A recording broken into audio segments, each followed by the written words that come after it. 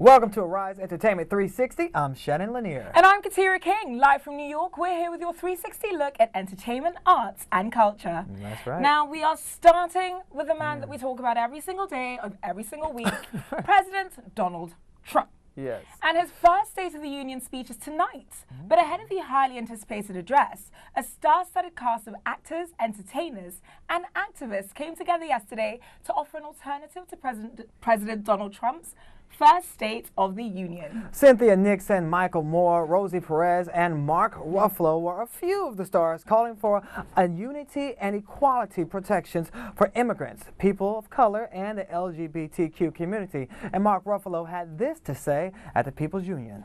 And I look around the people who really worked their asses off this year, who haven't been in a country club eating cheeseburgers, who have been out there every single day working for the behalf of the American people.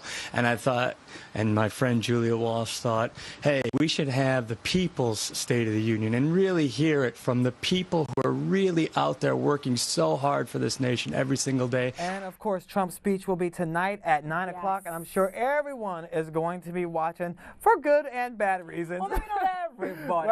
Right. Some haters will be like, I ain't doing it. I don't want to. Some people actually say they just don't want to take in that negativity. Well, that he's probably going to I spew understand off. quite a few Democrats are actually not watching. On purpose. And of course, we have, you know, the lovely RBG who is engaged, otherwise engaged, as will I be. Right. Washing my hair, I'll be washing my hair. Yes, of course, all of it. Right. Well, one of the things we were all watching Sunday night was the Grammys. Yes. And after all the performances, awards, the one thing everyone is still talking about the Grammys is, of course, Blue Ivy.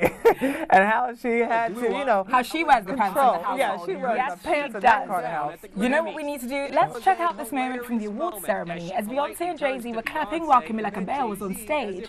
And Blue Ivy seemingly telling her parents to stop clapping, chill out.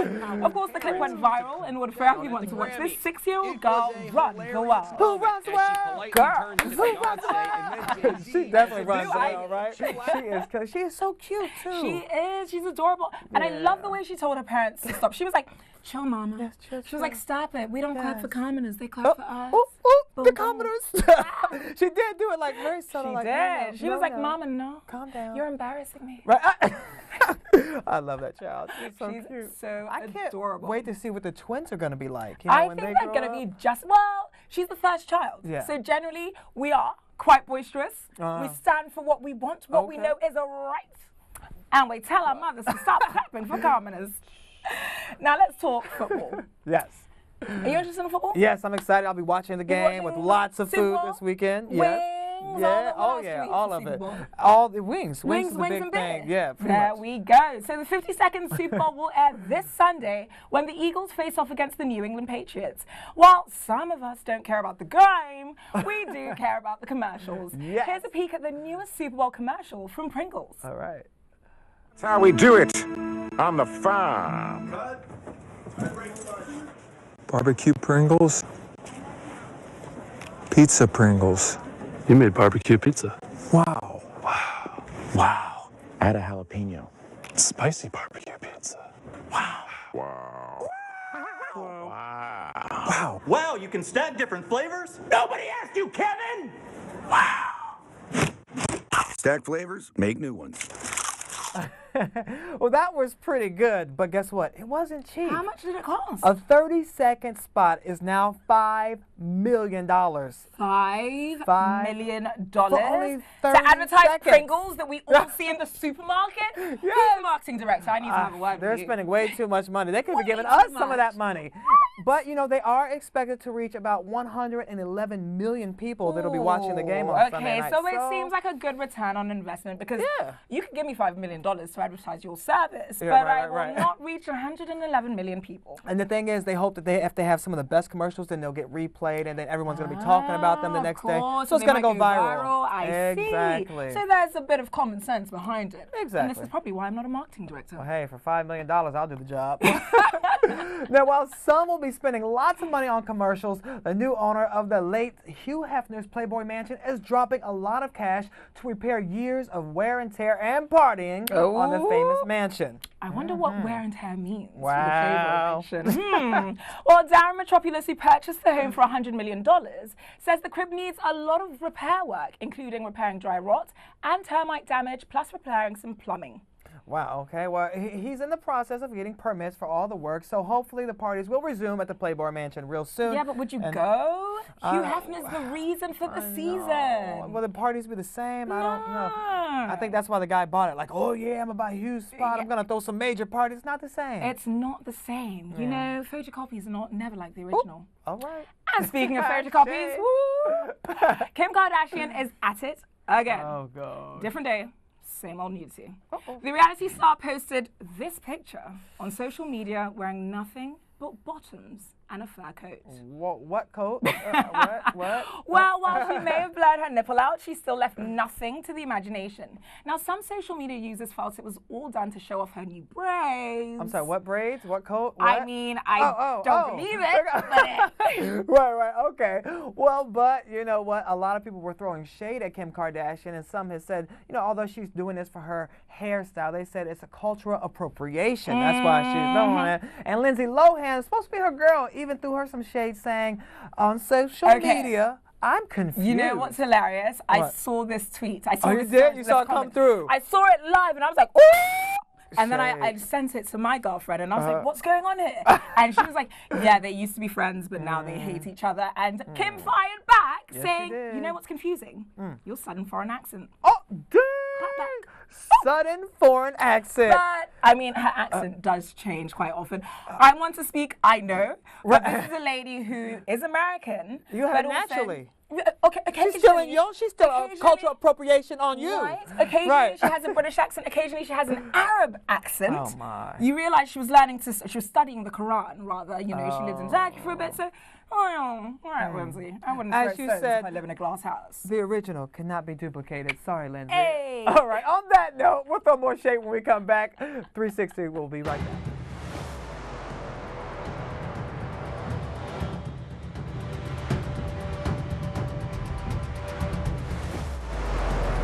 Welcome back to ARISE Entertainment 360. Now, our first guest is an American civil rights activist, Baptist minister, and politician. He's also the founder and president of the Rainbow Push Foundation. Here to share information about the 21st annual Wall Street Project Economic Summit is a legendary, iconic Jesse Jackson Sr. Thank you for being here, Reverend. All right. Nice to have you here, Rev. Yes. It's a big deal. You know, as our struggle evolves, we're free, but not equal. It's the four stages of our struggle. I would make the case that the first 246 years was slavery.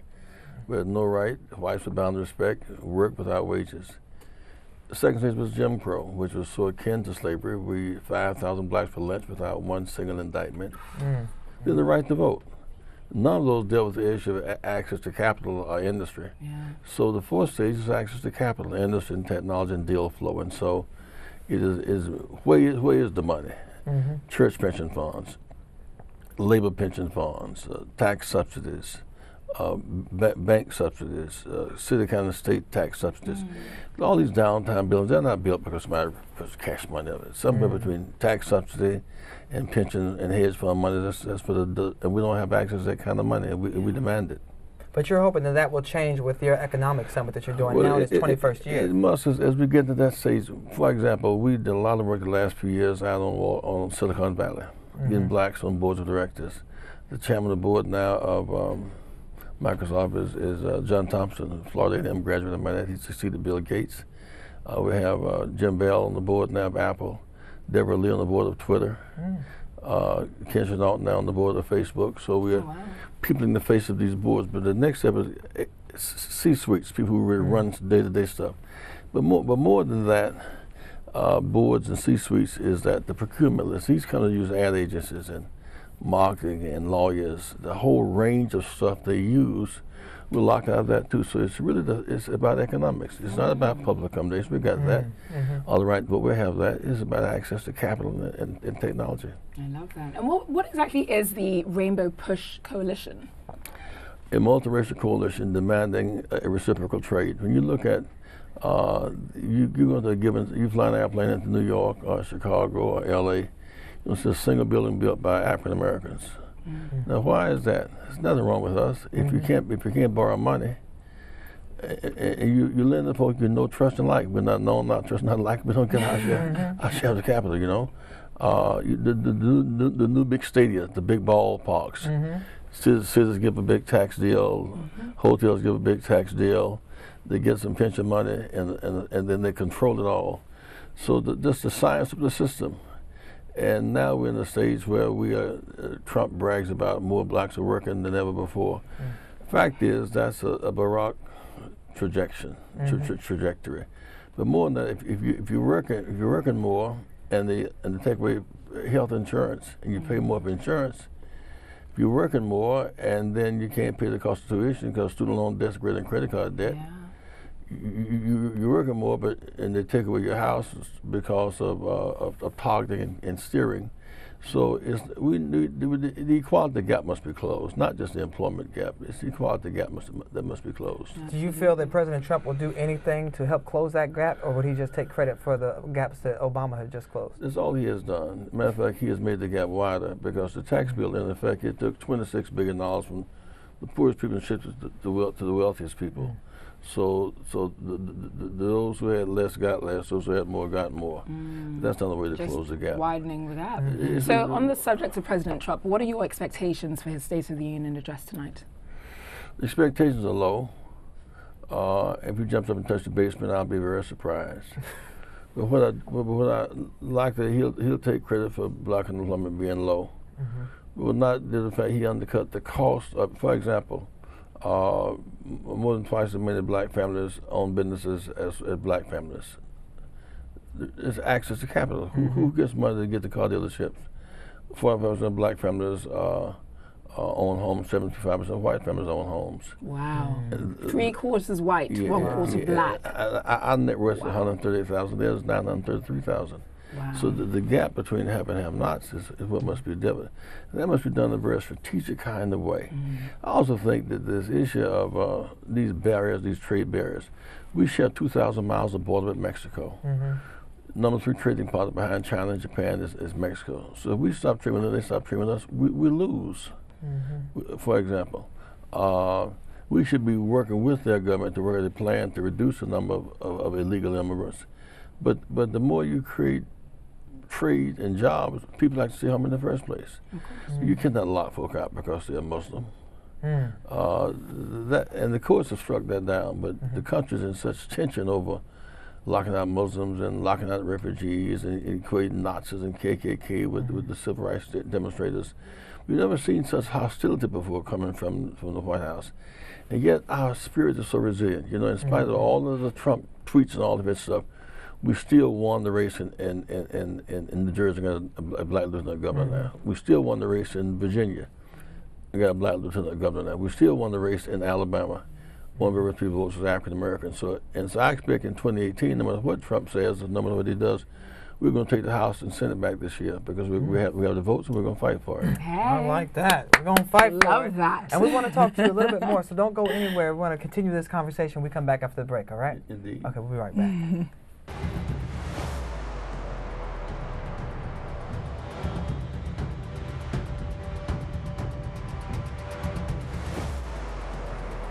Welcome back to ARISE Entertainment 360. We're still sitting with Reverend Jesse Jackson, the man himself. Thank you again for joining us. And Thank you so much. We have to talk a little bit about your legacy and your history, because you were there. You were one of the people marching with Martin Luther King Jr. And we're now at the 50th anniversary of his assassination. Well, you know, 7 of my classmates, we were jailed trying to use the public library in Greenville, South Carolina. That's part of my work, pulling those walls down. I was there when he gave the speech in March on Washington. The day he gave that speech, from Texas to Florida to Maryland, we couldn't use a single public toilet. Wow. Black and brown soldiers to sit behind Nazi prisoners of war on American military bases, talking about Kaepernick bound on one knee.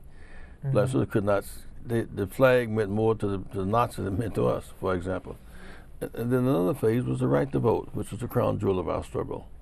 The President, Attorney General, says that the right to vote was an infringement upon the South. is made a new South, made a new America. We went from the bridge in Selma in 1965 to the White House in 2008 because we built a new coalition. Blacks could not vote. White women couldn't serve on juries. 18-year-olds couldn't vote. You couldn't vote on college campuses. You couldn't vote bilingually. We changed that, and we changed the country. So. But do you think things have changed, really? A lot of things that we're going through in today's society? Well, we had such a deep hole to come out of. Our will to fight must not change. The headwinds may become stiffer. And I think about, in spite of what Trump, when I looked at the big game between Alabama and Georgia, the big college game this year, and the millions of people watching it, I cannot help but think about George Wallace on the school door saying, "You can't come here." And Lester Maddox with the axe hound saying, "You can't come here." Watch those black and white kids play together and function, learn how to live together. And when you look at the Super Bowl game, in just a few days from now, it'll be 80% blacks on both sides of the ball. In my childhood, only blacks couldn't play professional football, certainly couldn't play quarterback. So in spite of the Trump setbacks, there's a tug of war for the soul of America. We must not give up the rope. People who don't vote give up the rope, and no one has earned the right to give up the rope if they expect progress. But buttressing Shannon's point in terms of whether things have changed societally speaking, where do you think the state of race relations are currently in today's political climate versus where they were 10, 20, or even 30 years ago? Well, the climate in many ways is hostile because Trump has aroused so many fears among white people. You have white people, for example, who were against Obamacare before affordable health care. Same thing. So they want omelet, didn't want the eggs. They've been scared into becoming irrational. President Obama was good for white people. When he came in office, we lost 800,000 jobs that month. So net gain of jobs every month for 8 years. 25 million Americans had health insurance who never had it before, many of whom were his staunch enemies. Cuba's back in the fold. Climate change agreements, which will save people like Puerto Ricans and the Caribbean and from going on the water. So you look at 8 years of progress. Now you see him turning the clock back. The clock can go back, but time ain't going back. We're going forward. So what can we do to still increase opportunities for people of color, for women? You know, because if the clock is going back, we're losing those privileges, those opportunities. Well, one thing is vote. We've lost some big races by the margin of surrendering our vote. We won some big ones this year by using that, but we won, I repeat, we won in Virginia. One guy embraced the Confederate flag. Our guy didn't, he won. One guy embraced the same kind of violent rhetoric in Alabama, he lost, we won. Same is true, we didn't have two black lieutenant governors. That's just the beginning. If we take the Congress and the House back this year, Trump would be less able to impose upon us his will, because we have a weapon. When Dr. came to life for 50 years, we didn't have the weapon. We had hope, now we have the vote. So you can hope and vote at the same time. The audacity of hope. Yes, there you go. Now, in the lead up to Black History Month, we have to ask, how will you be celebrating? Well, a lot of teaching. You know, one thing is that you cannot spend more than you have and vote less than you have and make progress. You can't spend more than you make and vote less than you have and make progress. The other thing is that our journey is not so immediate. We will have been here 400 years next year, 2019. We came in 1619, 400 years, 246 years in legal slavery, 100 years in legal Jim Crow, extension of slavery, all those lynchings. And yet we come out of that blooded but not bowed. We are a determined people, and I'm impressed with what we've done. Given where we've come from, be inspired. We've come a long way, and you were part of that, as we mentioned earlier, marching with King, and now at the 50th anniversary of his assassination. You talk about teaching, so what is the most important thing you think you learn alongside Dr. Martin Luther King? Well, one of them is strong minds break strong chains. Nothing like a developed mind. Dr. King finished high school at 15, finished college at 19. He has seminary degree at 22 and his PhD at 26. Wow. Strong minds break strong chains. The second piece of it is that leveraging your votes into coalitions and leveraging your dollars into build economic coalitions. And thirdly, lastly, is when you choose issues, be morally right.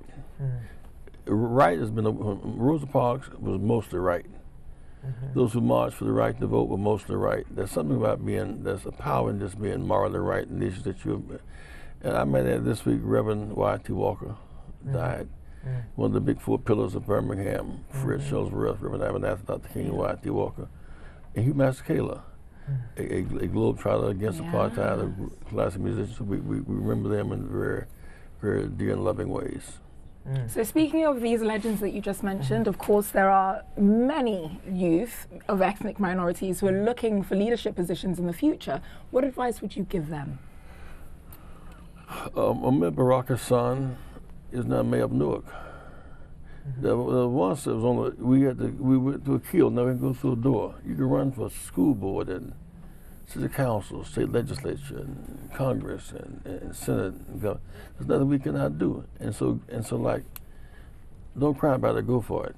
If we go for it, if you win, you might lose. You don't win, you don't run. You're guaranteed to lose. So fight back. Yeah. You know, that's a good point, because you've been fighting back. Deep water does not drown you. You drown when you stop kicking. Don't stop kicking. Don't stop kicking. I like and you that. have never stopped kicking. I can't believe you've been in almost every movement, empowerment, and economic, social justice movement there has been. What do you say to those people who are negative and say, the Rainbow Push Coalition, the NAACP, National Urban League, things like that are not doing anything for this generation? What do you say to those people? Every generation has its own set of, for example, there are top 500 corporations, only 50% have a black on the board of directors. Fight for that. You can buy shares of stock and fight in shareholders meetings. Fight for that. You got colleges you can go to them, and then vigorously commit yourself to pursuing academic excellence. Fight for that. In New York and Pennsylvania and California and Michigan, you can only vote one day. You have no early voting. Fight for that. You should have automatic voter registration. But there are things to fight for and issues to fight about. I look at the kind of work that Reverend Sharpton does, the kind of work the Urban League and Mark Mariel does.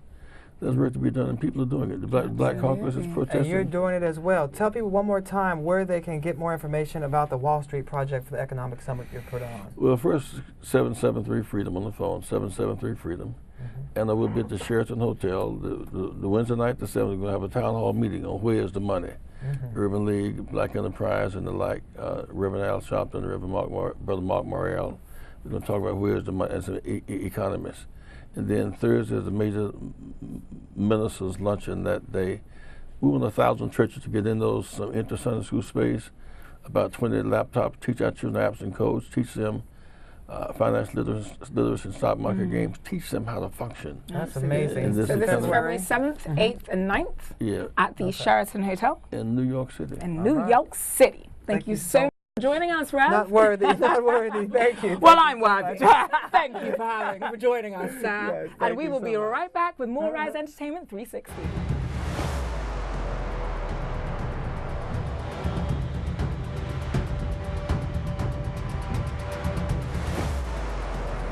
With over 3 decades in the construction business, our next guest has left his stamp on every project ranging from commercial workspaces to the hottest gyms. Yes, indeed. And he is one of the most sought-after contractors in New York City. And he's here to talk to us about life under the hard hat. Contractor extraordinaire, Michael Bordes. Hi, how are you? Hi, thanks for being here. Thank you. Thanks for having me.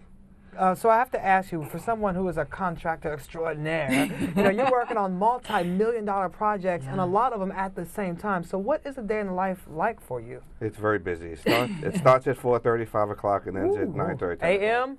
A.M. Wow. It's a long day. You're on site for that long? No, but we're working that long, so but we're in the field all days, long days.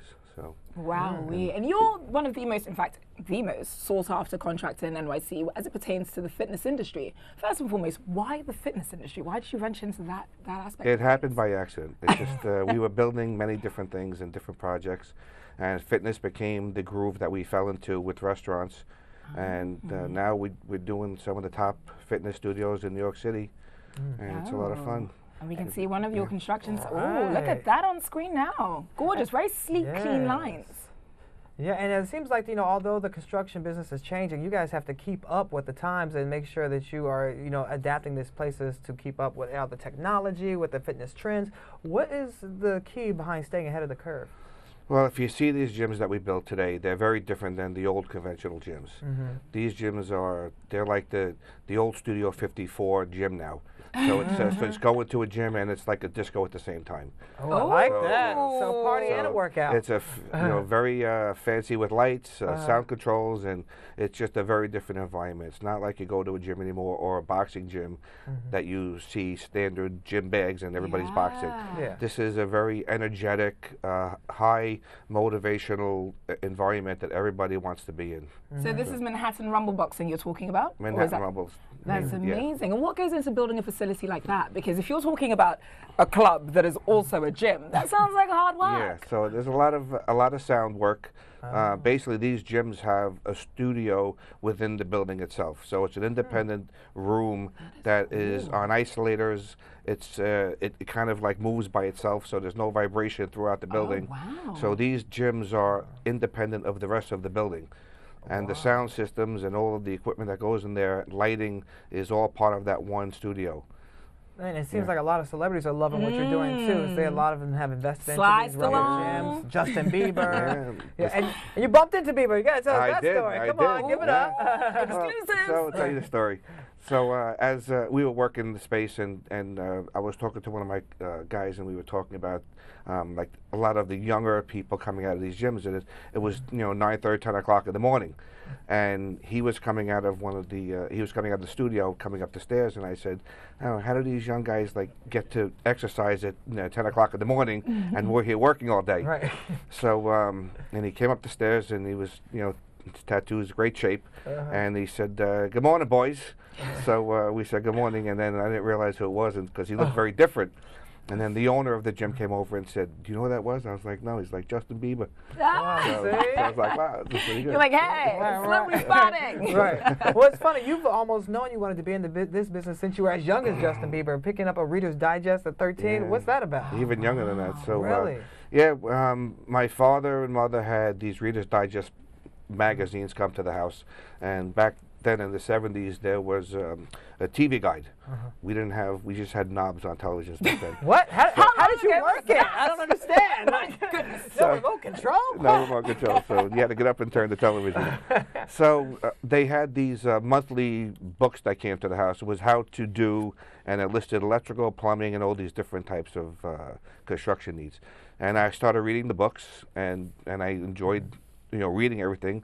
And before a year or two passed, I was doing all the work in my mom's house and doing all the repairs, and it just went on to that turned into my business at 17, and I never worked for anybody in my life. Oh my goodness. I did have very impressive. So I can't say I was in the New York City Police Department for a few years, but that was a very short period when I was trying to grow my business. So, but never had a job working for anybody. Except that job. So, yeah, pretty good stuff. I mean, your business is doing well. It's grown thriving, now. not well. That's what thriving. That's true. Success looks like, in case you're wondering. But we rub it off. Right? Just rub you for luck. But aesthetically speaking, because we did see some of your construction sites and some of the things that you've built on screen earlier, what goes into building women-only spaces? Because I could actually tell which one of those spaces were women-only, with the yellows and the pinks and all the fluffy things that women like. But aesthetically speaking, what would you say goes into it? It started out with us building some smaller studios, and the person who was running those studios became the person who owns the wing now. So because of the relationship, and we built 15 studios for one of these groups called SLT, and this woman, Lauren, became an owner of the wing now.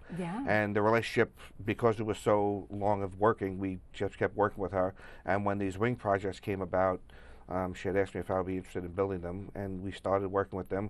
And then I think because it blew up to what it is today, we were just the contractor. We know how to get a job done. Just the contractor? I don't know that word is appropriate. Right. But we know how to keep a budget, and we know how to get a job done on schedule. So that's why we're being used. Which may be one of the reasons you're also maybe giving out some advice soon on a television program. Tell us about well, there's some talking some stuff coming. we've been. Look at him being I know, boy. some stuff coming. Have you signed an NDA? I have not. You can talk to us. Come on. You whisper it and we'll we- just tell the world. We all later. need your tips and your wisdom to finish a project on time. So hopefully next year, We'll some see. television ventures. We're hoping something's coming that we've been You know, talking about. I think you should go on TV, but I also think you should write a book. Yeah. Just share your knowledge with the world because you are it as it pertains to construction.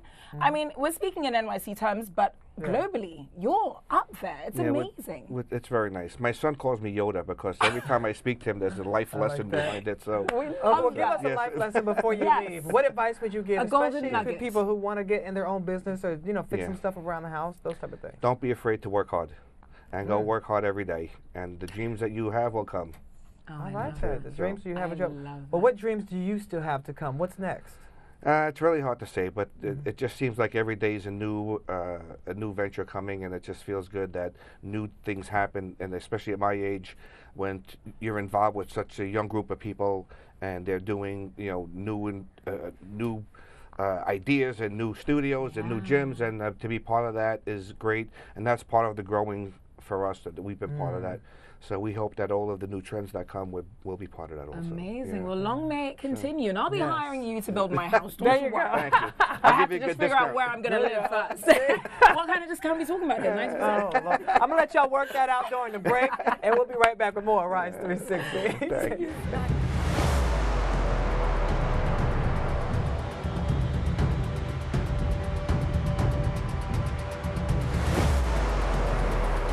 Welcome back to ARISE 360. So one of the big stories from this weekend that unfortunately we didn't get a chance to get to yesterday is Roger Federer. He is on top of the world right now. Let me tell you. He just won the Australian Open, making him the 6th time that he's actually taken home that award. Yep. And it also sealed Federer's spot as the only man to ever win 20 Grand Slam titles. Wow. Some are now calling him the greatest male tennis player of all time.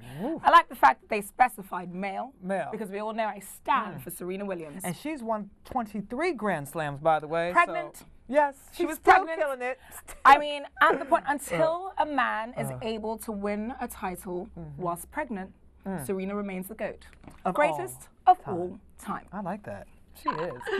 Now, staying on the subject of celebrities, while some celebrities are spending money on bling, Meek Mill, Nick Cannon, Joey Badass, and Colin Kaepernick are putting their money to good use and giving back. I like this story. I love stuff like this. Now, as part of Colin Kaepernick's $1 million pledge campaign, Meek matched the NFL star's $10,000 donation to Youth Services, Inc., an organization that works with families, children, and at-risk teenagers. Yes, and following suit, Nick and Joey donated their $10,000 to Communities United for Police Reform in New York City. Colin also matched their donations. Wow, he is giving out a lot of money, let me tell you. He has his 10 for 10, so they're effectively, he gave out $100,000, but this is a man that has donated millions of dollars to charity. And this is a man that doesn't currently have a job. That's what I'm worried No about. excuses, Like, people. how long is it going to take for that money to run out? He keeps giving it away, which is amazing. You know what, though? When you give, you will never lack. Well, So his amen. money is never going to I run think you out. just preached the word right there. You're just shouting up in here. Listen, we had the Reverend on. Right, we had right. Michael with the inspiration. I mean, I'm feeling like an Feeling evangelist. it, right? Ooh. Amen, amen.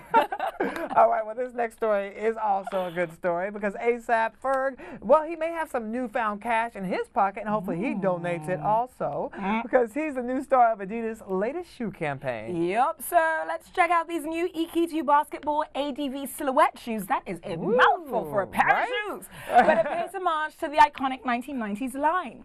The new shoes released globally at select Adidas retailers on Thursday. I like them. I would get a pair if they were $10. I wouldn't. Only because I don't wear sneakers. Oh, okay. Well, that's true. Maybe if they came in boot size or Yeah, stilettos. exactly.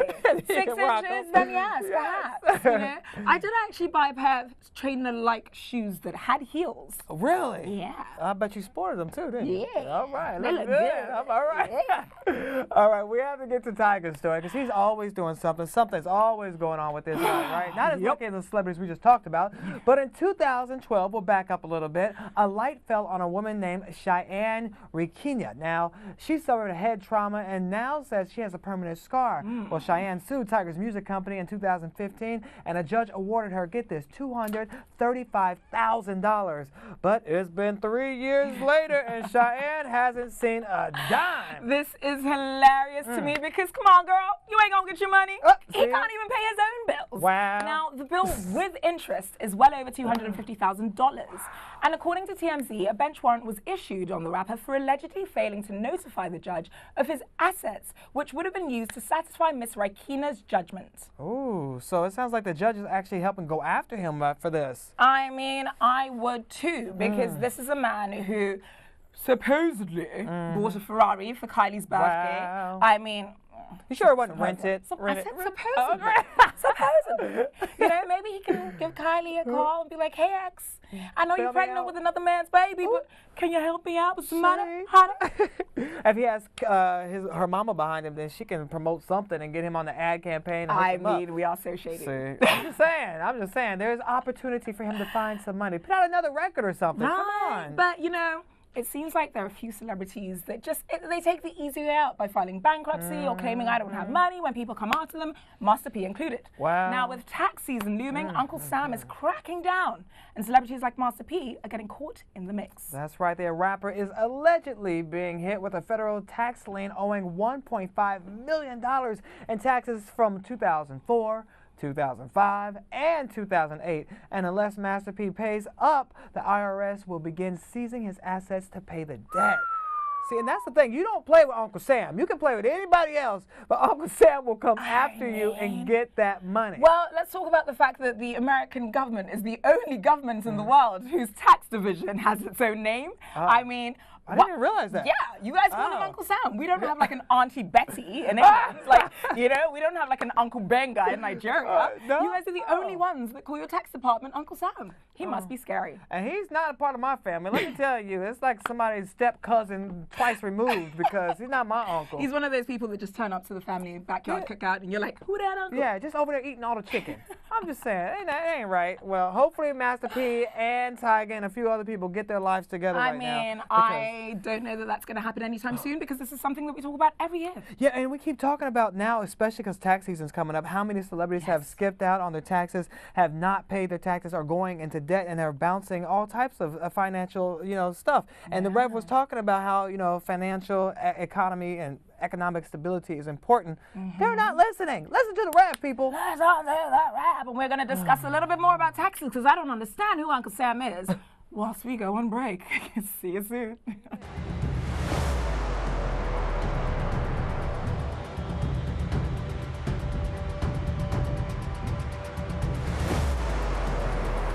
Welcome back to ARISE Entertainment 360. We've had a great show today. Yes, we have. Hope you guys enjoyed it. Mentioned all the inspiration from the Reverend to Michael. I mean, it was just phenomenal stuff. What was the most important thing you think you took away from the Rev? Because I love the part when he was like, just keep kicking. You know, that spoke to me. But I think more importantly for me was just the discussion on financial inclusion and inclusion in business for ethnic minorities, because that's something that's quite close to my heart. You know, it's still a racial struggle in America, and it's something that, like he said, we have to do better. Yeah, and when I asked him about some of the naysayers out there talking about they're not doing anything, his economic summit is proof that they are doing something. February 7th, 8th, and 9th. They're trying to educate people because that's how we, get these opportunities and rise up in our careers, whether it's a raise at work or creating your own businesses. Or like Michael, never working for another person in your entire life. Right? That's the dream. Genius, he is. Well, I tell you, he's doing great work. Rainbow Push Coalition is doing great work, and